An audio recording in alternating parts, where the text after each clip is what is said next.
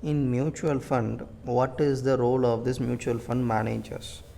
What is the role? Complaints. He should see complaints of SEBI. He should complaints of MCA, income tax, GST, and RBI. He need to see all these compliances. Constant monitoring of performance of fund. What is the fund we have choose? How it is been performing? Whether people are interested, not interested, how it's been returns or they're consistent as per the promised. We should see that. Creation of wealth and protection. Whether what have we invested has created wealth, and is the fund is being protected? Is it liquid or unliquid? Or it is a risk how is being reduced or increasing, and whether the money what we invested by the investor is growing or declining. You should see.